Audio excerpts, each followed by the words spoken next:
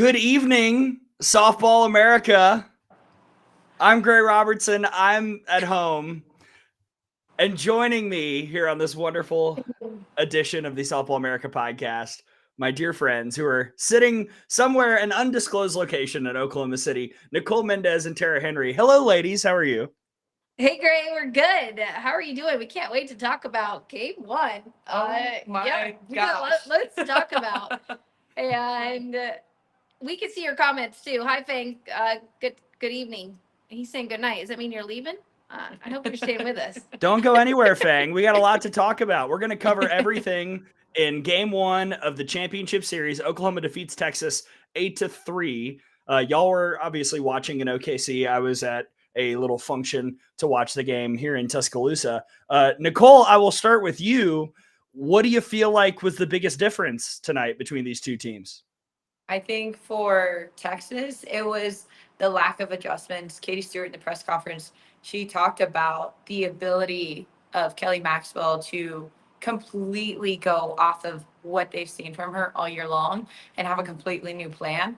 I think they weren't expecting that. And then once they decided, okay, this is what she's doing, let's adjust, Kelly was onto a completely different plan again. So lack of adjustment from Texas, lack of communication from them. I think that's another thing that Oklahoma talked about is they put a heavy emphasis on, I get an at bat, I'm telling the next person in line, they're telling the whole dugout, we're communicating every pitch, every at bat. And I think that's where those two teams really felt that split. Tara, is that how you feel? Well, I have a lot of thoughts on the game today. And number one being, I was really this morning convinced that Kelly Maxwell was going to get the start today. And I just can't emphasize enough how important it is to get that game one win, to get that momentum. And we saw Tegan Cavan get the start in the circle for the Longhorns. I was actually really surprised that she got the start. And we asked Mike White in the press conference what went into that decision, and he was just riding the hot arm. And he just said, if we didn't start her and another pitcher had given up a couple runs, he would have regretted it. So, but when you take a look at Tegan Cavan, she's more up in the zone and susceptible to giving up the long ball if she's not as sharp. And let me tell you, Gray, the environment here tonight, I know that there was an attendance record up on the scoreboard that had 12,000, but I think there was maybe a little bit more in here because this place was packed. It was hard to walk anywhere, but still was able to go over and get my favorite tea at the tea trailer. So I was able to get through there. But in terms of the atmosphere, gosh, what a time to be a part of women's sports and women's softball. It was incredible. Yeah, I got to talk with Sis Bates. So during the game, I sat with her for a few innings, and we were just sitting back and kind of reminiscing of, man, you remember whenever we were first here in 2017, what that was like? We didn't have the upper decks. And we both got a little teary. Like, I won't lie, we both got a little teary-eyed saying, look at where women's sports is right now. Obviously, she's playing USA softball and AU, and then I'm playing with New York Rise. And the fact that these athletes now have this incredible production to play at the World Series, and they have somewhere to go after. Like we were just in awe of it. It was incredible. I'm going to be really honest with my evaluation of the game. I thought we were we supposed to lie? Oh, no. I'm just going to be really blunt. I thought I saw a team that had been there before against a team that hadn't. And from the jump, it seemed like Oklahoma was ready. It did not seem like Texas was ready from the first inning. There were individuals who were ready. Mia Scott had a pretty good game, but Texas as a whole, to me, did not look ready for the moment, for the opponent, for the heat that Oklahoma was going to bring. And I thought the Sooners just looked like the more prepared ball club from the very beginning of the game. As soon as Tiari hit that 2-run homer, it was like, uh-oh, here we go. And that's basically what happened. I don't know if that was y'all's takeaway, but Texas really, to me, didn't start looking like Texas until the sixth inning, and that was way too late. I agree with you, Gray. And I think the mood in the stadium was very similar to that. I think after Tiari hit that home run to really set the tone for the Sooners, I think after that, I know it was really early, but it felt here to me in the stadium that after that when the Sooners set the tone, like, hey, we're here, we've been here, we've done that, exactly what you said, Gray. And you're right. I think it was a Texas team that it was a little bright. The lights were a little bright tonight. And so what I'm most intrigued and what I'm excited about is see how they come back tomorrow and answer back and see if we can see a squad, which they even said in the press conference, they dropped the first game of the series to OU at home. Same thing with Texas A&M, the Aggies. So we know there's a ton of fight in this Texas Longhorns squad. And again, how they react and how they respond is going to be really key tomorrow. Nicole, your thoughts? I was thinking the game today felt eerily similar to the OU Florida game one. Florida they came out with a huge punch. Oklahoma responded in the bottom of the inning. And then after that, it was suffocating. It was overwhelming by Florida. And you saw how Oklahoma responded to that, like you mentioned, in supers, in that regular season conference against OU. They had to fight. They had to dig deep. I think Texas has it. I think they got scared.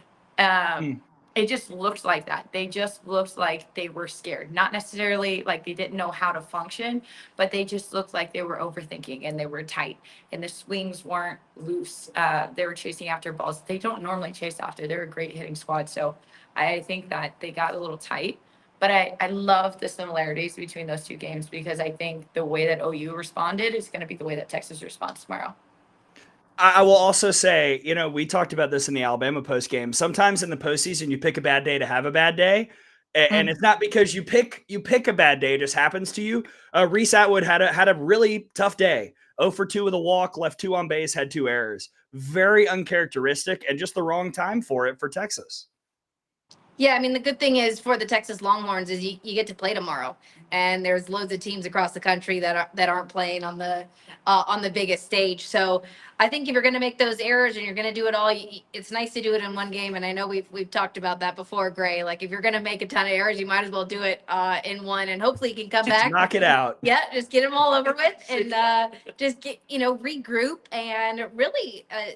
Zero in and focus on the task at hand. And it's going to be really small wins for Texas tomorrow.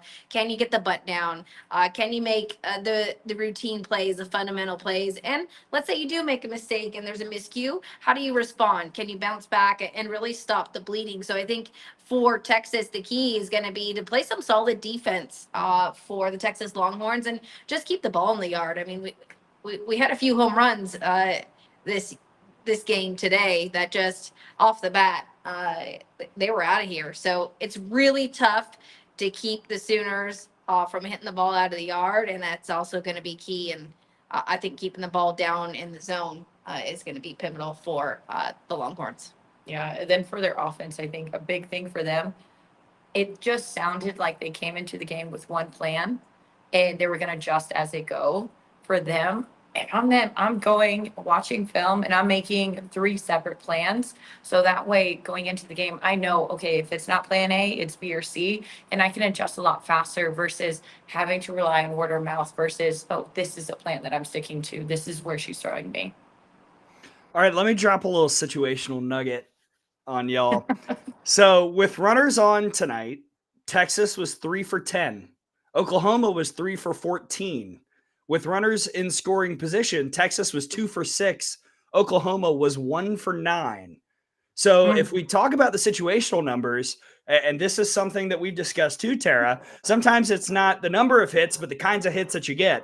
And Oklahoma had 9 hits, but 6 of them were for extra bases and 3 left the yard. So like you said, a lot of those with runners on, even though they weren't risked, were able to drive people in just because of the nature of the hits that came. Hey, I don't know, Gray, if you can hear that. Is that pretty loud for you? What's going on in the background? It's fine. It's not that bad. I can hear you. Yeah. The key, obviously, Gray, and you just hit the nail on the head, is extra base hits. And, you can have loads of singles. You can get a blue pit here, a blue pit there. But when you've got a team that is lethal and can hit doubles, multiple doubles, hit the ball out of the yard, it's really, really hard to defend. It's hard to defend. Well, you can't defend a ball that goes out of the yard. Doubles and triples, I mean, you can too. But it's hard. You can't defend that. So, again, a really interesting stat that you bring up. And Nicole, I know you have thoughts on this as well. Yeah, this is something that I talked about in the pregame show of I want to see them be able to convert more of those runners left on base into at least competitive runs, competitive outs. I feel like they really haven't done that since the first game against Duke. And this is the first time that I've seen them have that presence. And again, like, okay, this is me just being picky. Those numbers weren't great. And they can be so much better. And I think that's what Coach Gasso said in the press conference as well, is there's a lot of work still to be done. The national championship hasn't been won. You don't celebrate yet. And I think that's the right mindset for Oklahoma, because you know the Texas team, they face adversity. So being able to adjust to that is going to be huge. All right, we have spoken a little bit about Kelly Maxwell. Let's talk a little bit more about the performance that she had in the circle tonight. Just absolutely nails, made the big pitches when she had to. The strikeout of Victoria Hunter in particular really sticks out, but 8 strikeouts on the evening. And, you know, outside of the home run and a little sloppiness in the 6th that was started by an error that was erroneously ruled a triple at first, then she was fantastic tonight. And the thing about Kelly Maxwell is she spins the ball through the zone, and and really it is so effective, because you got hitters that I know that you all at home are thinking, why would she swing at that? It looks good out of the hand. I just want to be clear, like those that are sitting on their couch thinking that they can hit Kelly Maxwell and differentiate between a rise and a drop and the off speed. It's actually really, really difficult. Because she is so effective and can tunnel a ball. But when you take a look at Kelly, she's just so effective. And again, she talked about her mindset. And Coach Gasso, you know, Nicole and I were sitting in the press conference. And can you still hear me, Gray, or is that really loud? I got you. Okay. They're just cleaning up the field, which is great. They're going to get us ready for tomorrow. Coach Gasso really talked about her mentality, and she's playing free, and you know, she's not carrying anything that she was previously before. And I think that's really, really indicative of her performance. I don't know if you agree, Nicole. Yeah, and talked about it in the very, very first episode of the Women's College World preview show that we did. The teams that are able to play free and play loose and just let go and be able to let their athletic ability take over and not try to stress or think, those are the teams that win. And whenever you have a pitcher who's able to do that, and that changes the game, because the pitcher set the tone in everything that they do, from the strikes that they get to the momentum that they bring back into the dugout. Yeah. If anybody out there in the chat has any questions, please feel free to ask them, and we'll put them up on the screen. Nicole has loads of questions on her. I was about to say, you asked Okay. people to send some stuff in, Nicole. What do you got? All right, I'm opening up my phone. We'll see. I'm not sure if you can hear us, because it's hard for us to hear you. I can hear you well. See, we got the thumbs up. We got the fireworks. Everything's good. Oh, all right. I'm pulling up my Twitter right now. We'll see. Thoughts on inconsistency in calls behind the plate from game to game. That's also something that Sis and I talked about, is the zone is so tight and so small. And as a hitter, it's just hard to be able to go, okay, I'm not going to swing at this pitch because my last at bat, he didn't call it a strike. And then the next at bat, it is a strike. That's very difficult to do. Or even game to game of, this is the zone, this is the zone. Okay, all of a sudden, that's not the zone. I have to find it again. That makes it really difficult. Yeah, the zone was thoughts. inconsistent. But anyway, keep going. I'm with you on the zone. Your thoughts on this one. So, Dad Sooners data says a lot of people are saying Kelly Maxwell should pitch again tomorrow. Is the softball pitching motion easier on the arm than baseball? I.e., pitcher's not as sore, but also, do you think she will? I'm not quite sure if she's going to pitch tomorrow. I think I wouldn't be surprised if she comes in. I think we're going to see if she's rested. I was pretty sure she was going to throw today. I think Coach Gasso's got some wiggle room tomorrow, but I know she's going to want to get this in too. I think the Sooners are going to want to get this in too. But in terms of the pitching motion, yes, she can go tomorrow. We've seen pitchers throw every single game of the Women's College World Series. It's possible. We don't need a day 2, 3, 4 of rest like they do in baseball. So it is very likely that we could see Kelly Maxwell run out there again tomorrow. I don't know what your thoughts are on that, Gray. Nicole, what do you think? Well, I would be surprised if she starts. I wouldn't be shocked if she came on to get the last 3 outs. If the situation called for it. But I would be very surprised if she started the game.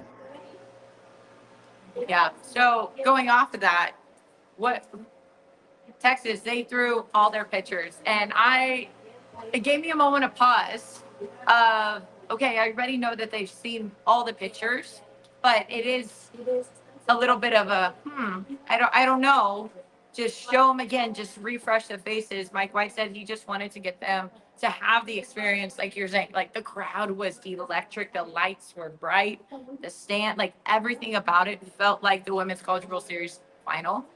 Who do they turn to in the circle now for next game? What do you think? Well, we asked Coach White about this and why all 4 pitchers went, and Nicole just let us know that he wanted to get them experience. I personally, I was thinking the exact opposite. I thought Mac Morgan was going to get the start today. She keeps the ball down in the zone. I know she had a rough start against a rough go against the Sooners a couple weeks ago, but I do think Mac Morgan is in a different spot than she was back then. I think she's got this mentality. Even as Selchek, same thing. I think she did a nice job tonight. So for me, I think we're going to see. We could see Sitlali. I mean, we previewed Sitlali. We did. She had an 11 strikeout game, so I think we're going to see either Sitlali or Mac Morgan. Personally, that's what I think they're going to go with. Just a little bit more experience in the circle. Yeah, I would say Mac Morgan. And I will be honest. Oh, we're getting Nicole Mendes stats in the chat. I'll put that up in just a minute. What? Pitching stats.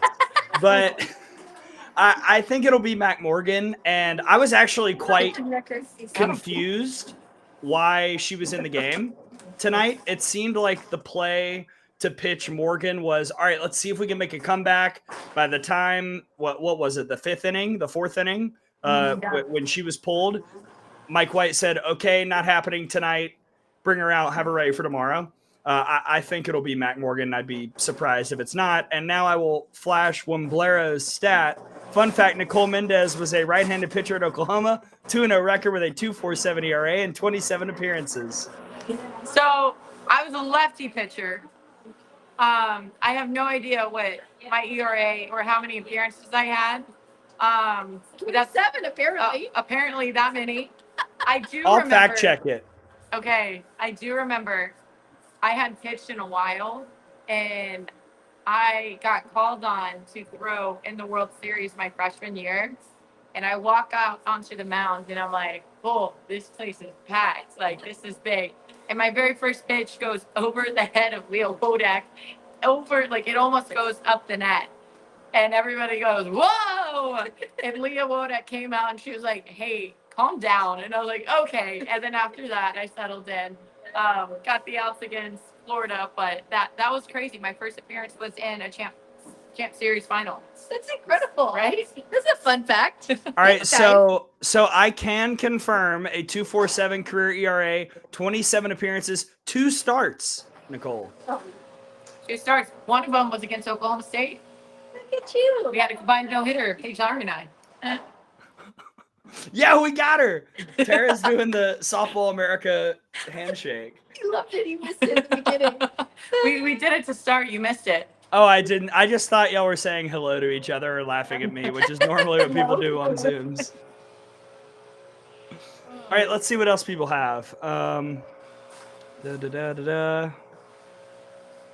Nicole, what does your phone say? What other questions did the people on the Twitter have?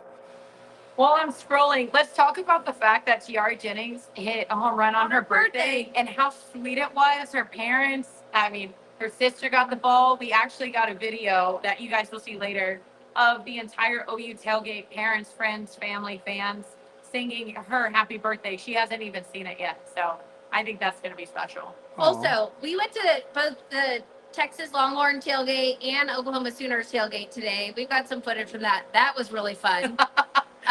Nicole. The Texas one? Yes. We had a lot of fun before the game. But, honestly, I know it's a really heated rivalry and obviously played loads of times, but we had so much fun today before the game, and hopefully you all will get to see that in the morning tomorrow. We'll have that up for you.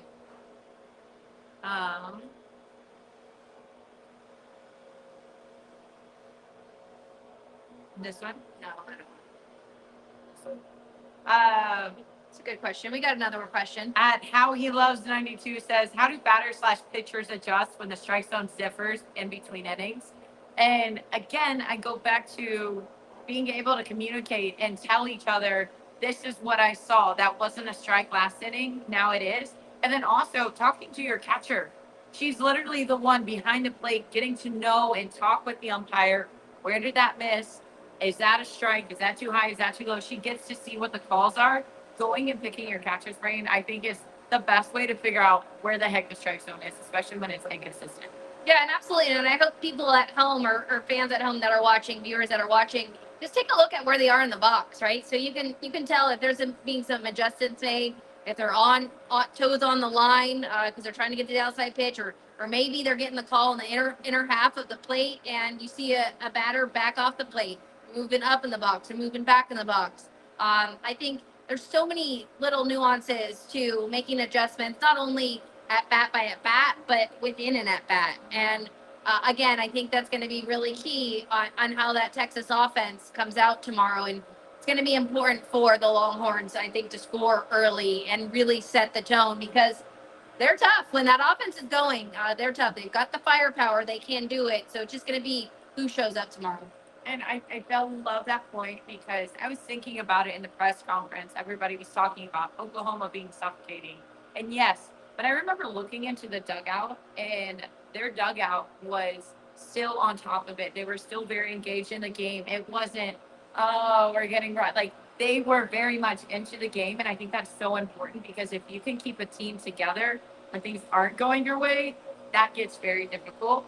So being able to carry that momentum, carry that togetherness. And yes, maybe they weren't the most squared up hits, but the fact is, in the sixth, they did figure something out. Whether they talked about it, whether it was the urgency of being late in the game, whatever it was, they figured something out in the sixth. And that is important. Whether Kelly Maxwell pitches tomorrow, or maybe they take it to a game 3, who knows? But being able to figure it out against Kelly, like, that is going to be key for them. All right, Brandon asks, how do seniors mentally work through this? Could be the last time they lace it up. This is it. Lots of seniors. Nicole? I don't know if this is the right answer, honestly, but don't think about it. Because if you think about it, you get sad, you get nostalgic. Like, allow yourself to play free. But if you're dwelling, oh my gosh, this is my last at-bat, this is my last this, last that, you're not focusing on what's going on, which is the game at hand, your plan, your game, your execution. And you're so busy being here that you can't even enjoy what's going on next to you with your teammates, with the crowd, with the game, competing. So if I'm one of those seniors, I mean, this is what I did. I was like, I don't want to think about it until it's over. Once it's over, I can enjoy all those moments. But right now, I'm still playing. I'm not done. I think those seniors have so many experiences to pull from, and got a lot of feathers in their caps. Like, they've got 3. Well, they got 3 rings, right? Like, when you have that experience, I don't think it's thinking about, oh, I'm a senior, this is my last game. It's like, listen, I put the hay in the barn. I've got so many, hours on this field. I've been here 3 years in a row. And I don't feel that pressure from the senior class anymore. Like, I think during the season, we saw that with OU. I think there was a little bit of pressing happening in the middle of the season. I don't feel that from listening to the press conferences, from seeing how free they're playing on the field. I don't think that's an issue. It might have been an issue to other teams in the past, but I can tell you, I don't think that's a factor for the Sooners right now, thinking about their last game here in Oklahoma City. And I just don't see it personally. Yeah, be where your feet are, I think, is a big thing. And you quote. talk to anybody who's playing their last game and who's trying to win a national championship and who's trying to do both. Oftentimes they say they're not thinking about it. They're just making the plays. And then once it ends, once it happens, then they celebrate, then the emotions flood out. William J. Horsley asks this question. What does the SEC look like next year with OU and Texas in it? I think we save that for the end of the year pod, but any brief snippet you want to drop there? They look better. The 2 top teams are in the Big 12 this year. Next year, they'll be in the SEC, but they look better. They're going to be better, because playing OU makes you better, playing Texas makes you better. So it's just going to be a better conference, I think. Yeah, I mean, when you take a look at what the SEC is now and what it's going to be, I think it's actually going to be more of an adjustment for Oklahoma and Texas. I know this is kind of not not something that everyone agrees with, but when you're playing in the SEC week in and week out, it's a dogfight. And I said it, a couple days ago. Texas got a taste of that with Texas A&M, and any week at any given time. And I'm not saying the Big 12 wasn't that way, but I'm saying from top to bottom, the amount of teams in the SEC that can come at you, it's just a lot bigger than the Big 12. So. And I'll make one little point that we'll talk about later on. And I don't know that it means more, Gray. I'm not saying that it means. It's not more. what I was gonna say. Not what I said. But I will kind of along those lines. It just means more softball co-host Tom Canterbury has made this point. When OU and Texas go on the road next year in the SEC, that'll be the biggest series at those spots, maybe in program history. So it's going to be kind of as intense as maybe OU and Texas have ever seen on the road. And I've heard a little bit of the schedule. I'm not going to drop anything here. That's my thought on that. I like this question from Little Riddle _11. You have to say it loud because we can't see and it's hard for you to hear us to hear you. Okay, I got you. Who has more pressure next game? OU, who is one game away from doing the inedible, I don't know if that word's supposed to be there, four-peat, or Texas, who has to win to survive? Oh my God. That was Sorry, great. that yelling was great. Hello. Could you hear me? That was awesome. I think all the pressure's on Texas. I think OU getting game one and really setting the tone and coming out and really just hit great at bats, a great plan, playing free. So right now, all the pressure's on Texas. I don't know if you agree. Completely. They just look loose. Oklahoma looks loose and relaxed and having fun. Texas, they look tight. They look scared. If they're able to flip that, that's good for them. But pressure is definitely on that side of the dugout. Can you hear this? Can you guys hear this? I hear the mower, but I can still hear y'all. Okay, great. Oh, great. I just want to apologize if you guys, it was loud. Sorry, Do you guys. want to reveal where you are or no? Are we just going to keep it shrouded in secrecy? At the very, very end, we might give you a sneak peek at where we are. Yeah. Okay. Anything else question-wise that y'all want to get to? Nicole, anything else you got, or should we give a few final thoughts?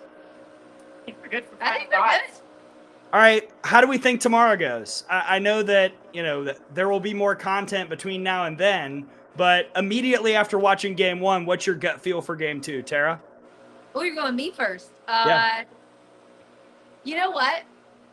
I think the first inning is going to be key. If Texas scores and gets out to an early lead and continues to roll, I think it's going to be really key for them. If OU comes out swinging and scores first, we're going to be two and out of here. It's kind of the same point, different side of the ball. I think for both teams, they go with their pitchers. So whoever's in the circle, Oklahoma, do they start Kelly? Do they start somebody else? Because Kelly's been so solid. If they start somebody else, Oklahoma goes where they go. And then for Texas, they struggled with their entire staff this game. Whatever pitcher gets to start, are they going to be able to step up? Their team's going to follow behind. Great. What are your thoughts? If OU scores first, it is over. I would be shocked if Texas were able to come back. But if Texas is able to strike early in the top of the first, and I think that'll set an interesting type tone. I don't know if it'll be over, but that's very important. To me, the most important thing tomorrow is that Texas scores in the top of the first inning. That almost has to happen to provide some kind of tonal shift from what we saw tonight and to prove that they are ready for this moment. Because as we've talked about all show, we did not see that tonight. We saw a team that maybe blinked a little bit more than we anticipated that they would. Yeah, I don't know if it's super important for them to score in the first. I think it's important for them to score first. So maybe that's in the second or the third, right? I think it's important for them to set the tone whenever that may be. But yeah, we're on the same page. Yeah. Let's see a couple other people. Callan Dean, Morgan will start tomorrow. Our floor is much higher than the other pitchers. Fang has made a call, ladies and gentlemen. Fang says Texas will win game 2. Hey, Okay, Fang. I'll be happy if Oklahoma wins. I'll be happy if Texas wins because either way we get more softball. Either way we get to see history being made, never been done before. So I'm just a softball fan. Like there's no lose for me in this situation. So I'm just excited to be able to watch. Like being here in this moment, being able to watch tomorrow, I think that's going to be the best thing. This crowd is going to be crazy. Yeah, I couldn't agree more. And again, if you're here or you're not here and you're thinking about going to the game tomorrow, I hope you Do it. decide to go to the game tomorrow. Pick up some tickets if you can, because just this atmosphere here at Devon Park is incredible, and I hope everyone gets to experience it in their lifetime, because our sport is truly amazing. And again, what the ESPN crew does, and all their cameras and gadgets and and the drone shot. Did you guys see the drone shot? That was Tara loves incredible. I was drones. like, where was my drone shot? That- Whenever I like- played, this is incredible. I am all for the drone shot. Just like kind of gives you an idea of how big Yeah. this place really is, and can't say enough about what we've been able to experience here. And I'm just excited for game 2 tomorrow. Yeah, this one's for Nicole, but it's giving big. And I don't know if she can hear me, so that joke might have just fallen flat. That's tough. All right, here's what I'm going to say. My last note, I just want to see a good softball game. Yesterday, Oklahoma, Florida was so awesome. And that was one of the best games I've seen in a long time. I want to see something similar to that. Yeah. So I want to see excitement. Did the mower go off? I think the motor went off into the distance. Okay. All right. So you missed me say it's giving big, but that's fine. Never mind. Yeah. Hey, Tara, what's on the site right now? What's coming up before game 2? Right now we got a recap on the site for you all, and Brady Vernon he's right above us. He's working away there. We've got some quotes up there for you, and keep an eye out for some really fun interviews. If you missed the Oakley interview with our incredible panel that we had last week, please go and check it out on YouTube. Subscribe to our YouTube channel. Let us know what else you like. We've got also the top 5 things for all those of you that are softball players or are on the field. Top 5 makeup finds from Danielle Laurie. It is incredible. I actually have the Supergoop tinted moisturizer on today. Me too. Yeah, I know. And great, obviously. Her recs were so solid. Yeah, like, so I was like, yes. But we've got all that up on the site, and we got merchandise for sale. We're going to tailgate tomorrow. So if you guys want to. Hey, we're going to tailgate tomorrow. Are you? 3 times. If you say something 3 times, it happens. They remember. Well, people will remember it. So we're going to tailgate tomorrow. That's 4. So we'll see you tomorrow. We'll give you a spot on the site. But just appreciate you all. Thank you so much for tuning in. We couldn't do what we do if it wasn't for you all. And thank you, Gray, for holding it together for us. I'm out here drinking my tea, taking my meds. We're going to be right as rain for tomorrow. And ladies, thank you for hiding wherever you were hiding. If you can hear me, good job. We're just in the dugout. Casual. Yeah. Casually. I'm just gonna, because I think this is kind of cool. Like, Tara and I are just casually here in the dugout. I'm looking up and I see the field. It's empty. Like, it's a pretty cool spot, minus Simone. Anything else before we wrap? We're good. I love it. For Tara Henry, Nicole Mendes, I'm Gray Robertson. Thank you, everybody who tuned in, everybody who hopped on the chat. Start the fireworks. Game 2 is tomorrow night. Same bat time, same bat channel. And we'll see what content happens in the meantime. Until then, catch you next time, everybody.